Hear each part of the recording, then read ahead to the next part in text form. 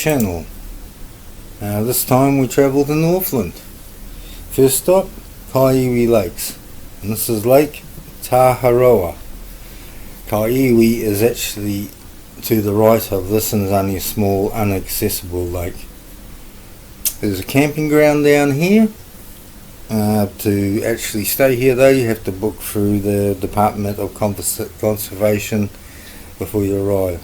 Now the unusual thing about this lake is that it has white sand and a very large white sand beach.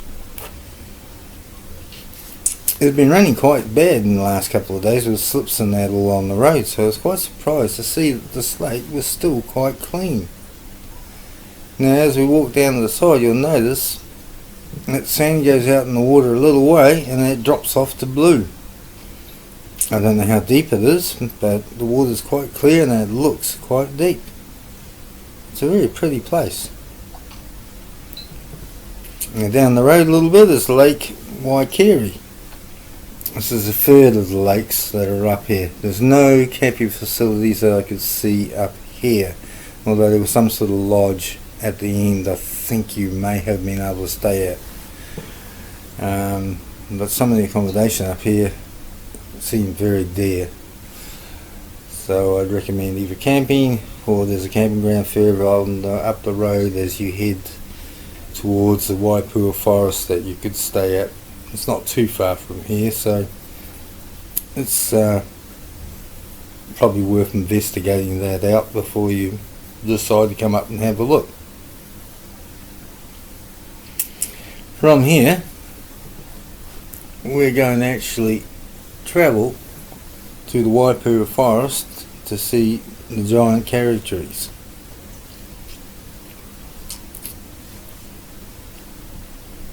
Now the drive through here is very scenic, and if you look to the right occasionally or the left, you'll actually see some reasonably large kauri trees as we're driving along. It is narrow and windy and reasonably long, and because you couldn't get any Wi-Fi in here, I couldn't tell where or when we were going to get to the parking area to go and see the largest kauri trees. Now main if it was to see Tāne Mahuta. We stopped at where the Twin Sisters walk is, but unfortunately they were closing at 3, so we were a bit late, and that walk was approximately 50 minutes, so we wouldn't have had time to do that. But eventually, well actually if you keep watching here, any moment now we're going to come around one of these corners and the road narrows up a little bit, and because the road was so narrow at this, they couldn't actually widen the road here because there's 2 large kauri trees on either side. So that was quite spectacular to go driving past. And we should be coming up to that any minute now. And you can see here another kauri on the left. It's a lovely drive through here. Thankfully it was a nice fine weather. We were actually getting chased by the weather, so we were moving quite along quite fast. Now I think, where are we?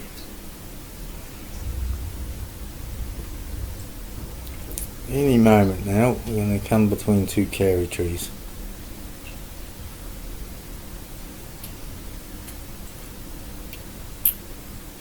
I think that might be the head of the first one that we've just seen ahead of us. No. And you can see the head of another one just up there. And there's quite a large amount of kauris up here. I don't know why they weren't forested. Obviously it was just too difficult to get them out. Here comes the 2 trees. There's the first one on the left and the quick one there on the right, and we had to go in between them.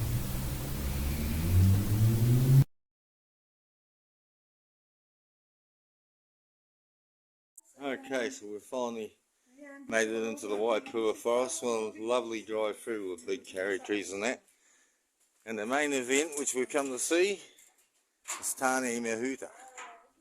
So we've got a nice little bushway. Apparently it's only a couple of minutes and we should see them.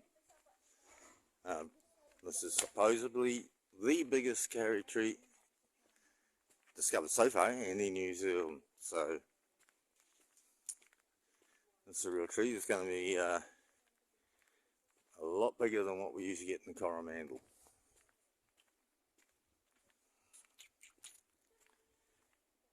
It's pretty cool here in the forest. It's pretty untouched ground. And drive through the Waipoua alone there, you go past heaps of big kauri trees on the side of the road, so it's a very nice drive. Windy, a bit tight, a bit slow, but well worth it just for the scenery.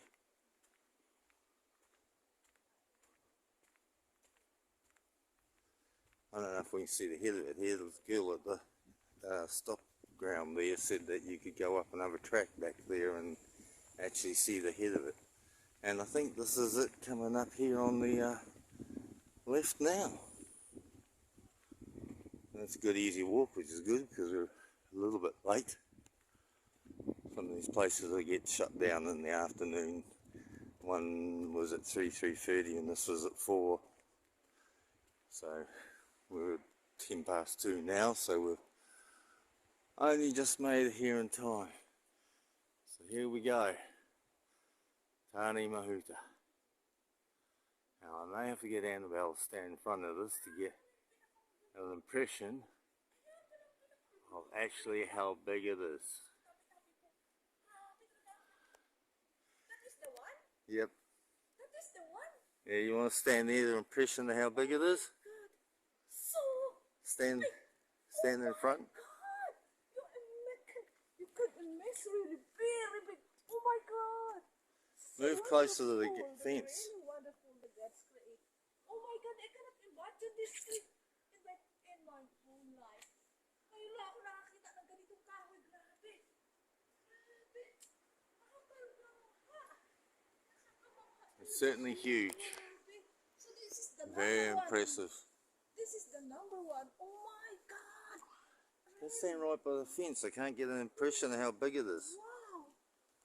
Hindi naman makalapit doon. Alright, so I'll come down here and we try and get an impression of how big it is, and we're what, 10 meters at least away, nearly 10 meters? Yeah.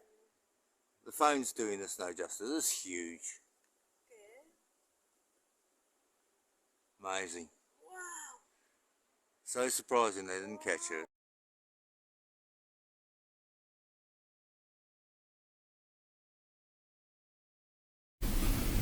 From here we travel up to Opononi, which will be the end of our day and where we were going to stay overnight before continuing on with our travels north. As you can see from the viewpoint that we stopped at, there are the giant sand hills of the Hokianga Harbour, and down there on the point, that's Opononi.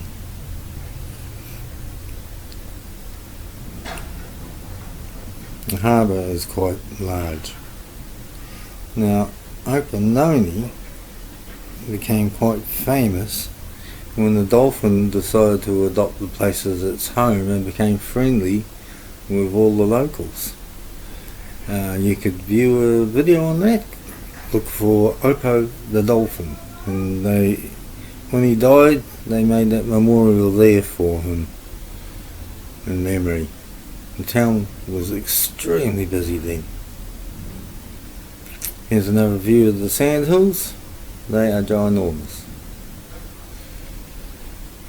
As well as the harbour, which is quite large. I'll include a map at the end of this as to how our travels have been so far.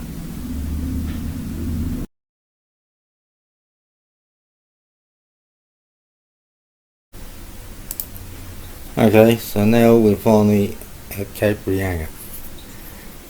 This is all quite new to me. It's been all done up. It's all quite new, quite nice. Looking down there, this is the end of New Zealand. You can see the rough water where the east and the west coast currents meet. There's some bad sandbars out there, It's not a very nice place to be boating around.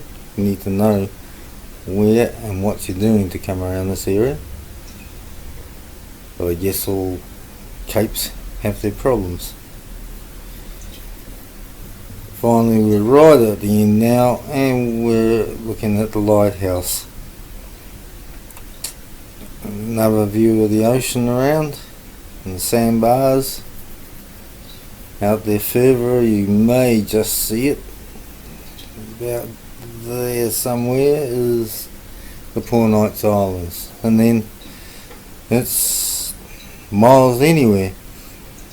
In fact, you can come up and have a look at the signpost here, and you can see what have we got there. Los Angeles, I can't quite read the K's, Sydney, South Pole, Bluff, Tokyo,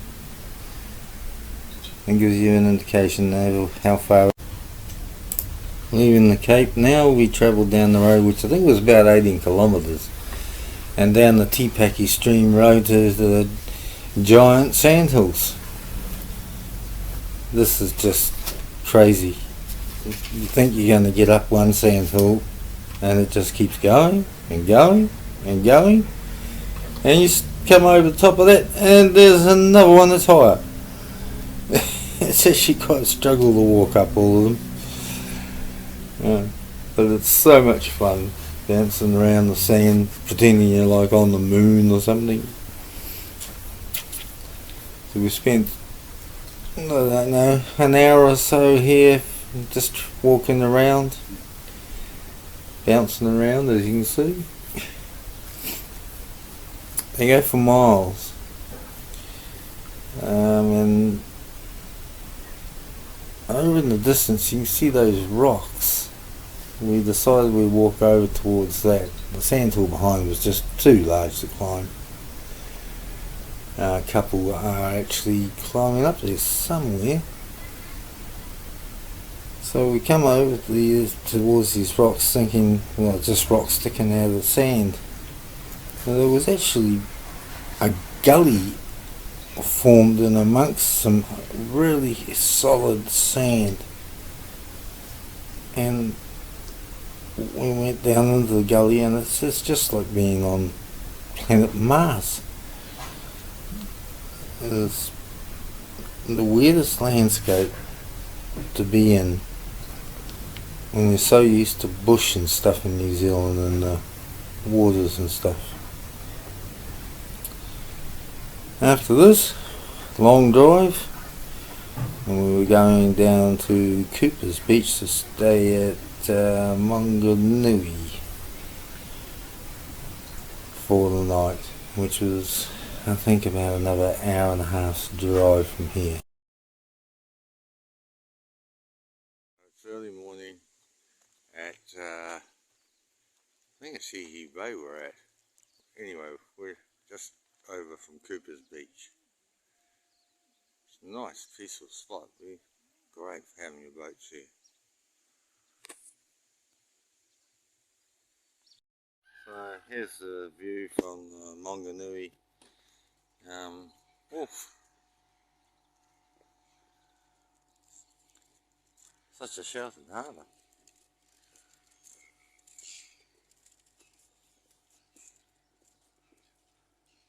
Restaurants over the water.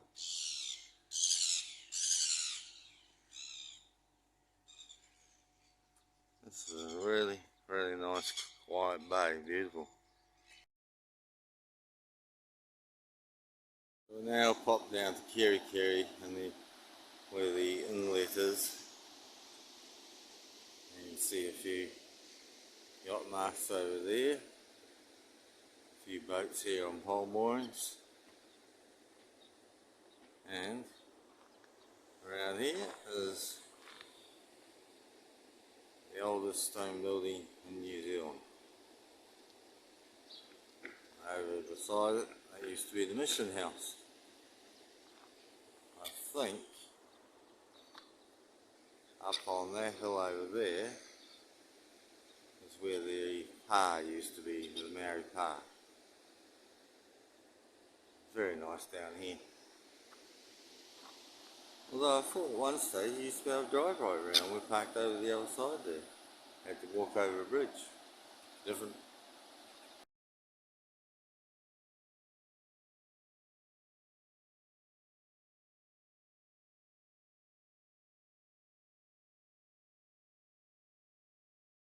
At the bottom of Waitangi grounds now, and here's a huge stump of a kauri tree that's been kept there to look at.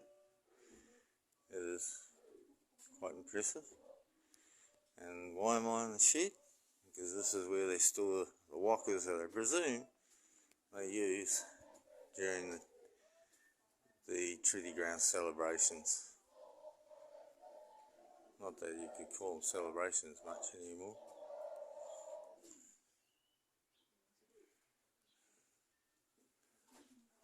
Lots there about the history of the area.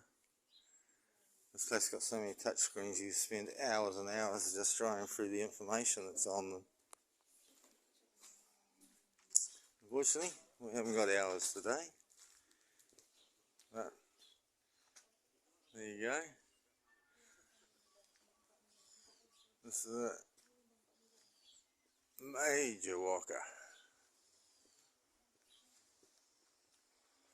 We've got two others alongside, which are smaller ones.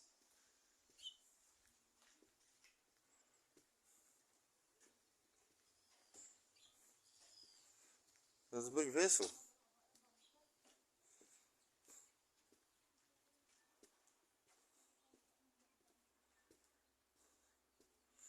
And all quite elaborately carved at the ends. In fact, even the other one over there is quite elaborately carved at the ends.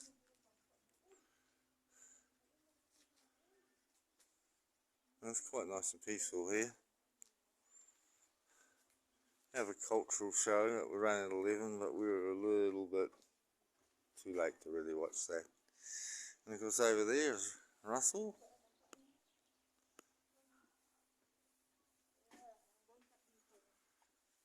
It's not coming out very clear.